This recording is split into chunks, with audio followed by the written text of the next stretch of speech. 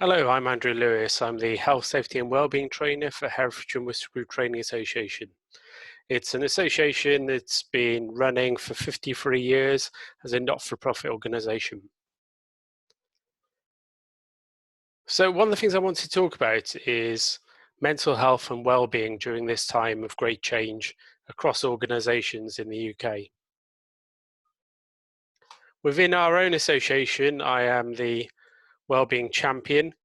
And so it is one of those factors that, in terms of looking after our own staff and apprentices, we take that as being very important. One of the things I want to talk about is a stress bucket. We each have a stress bucket. Each of our buckets are different sizes. But one of the things that we all do is try and actually maintain the buffer zone, because that's really important. But of course, when we keep adding pressures in, that buffer zone gets smaller.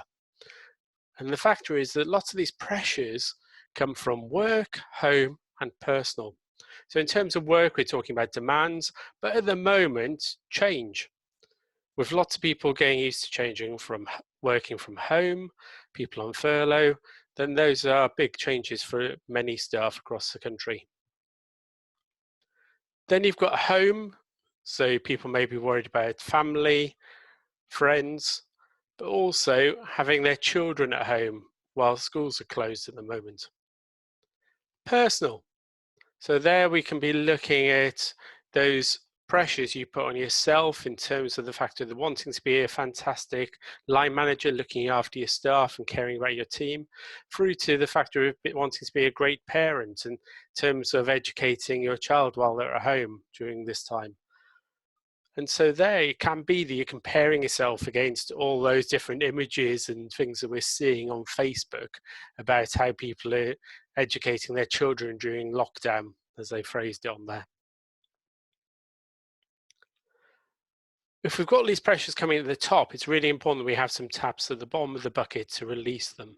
So in our emotion focused coping skills, there I'm thinking first of all about talking with others. We know that a problem shared is a problem halved, as we say, but that can be really true.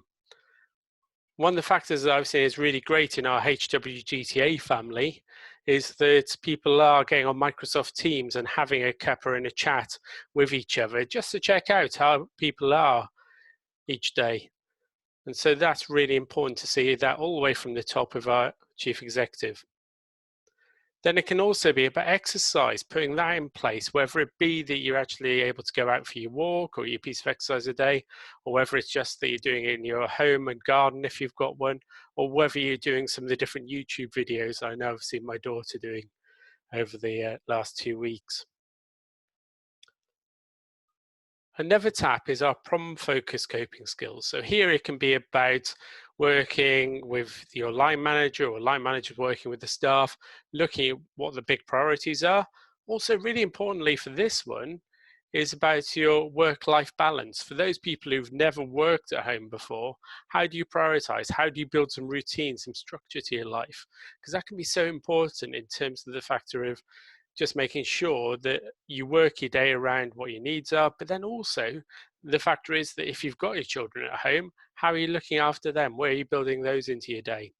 Really importantly as well for this one is looking at DSE. So we know that looking at a screen all day isn't good for you, but also the factor of how have you set your workstation up to work as well.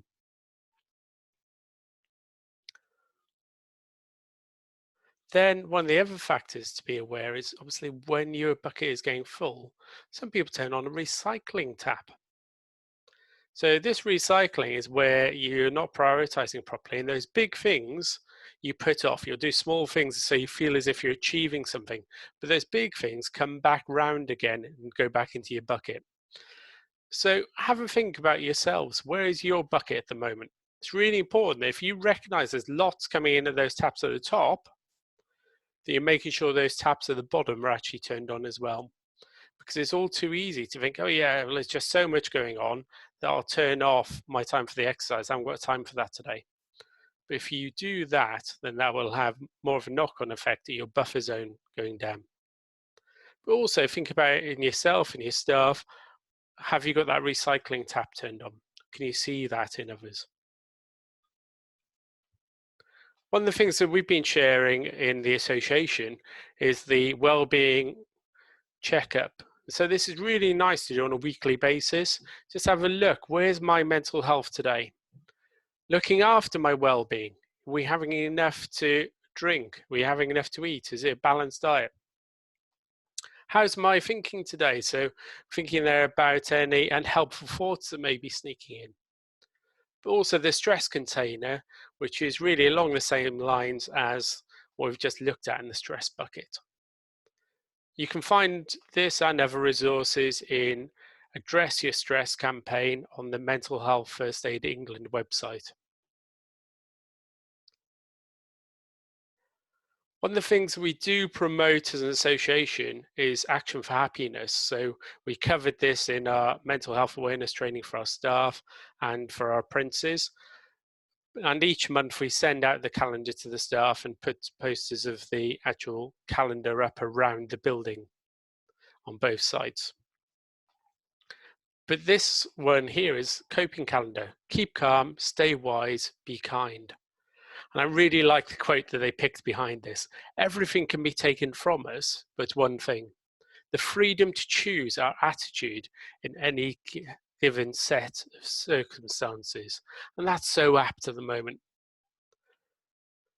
This month, in terms of April, is actually focused as well on how we can actually help ourselves cope.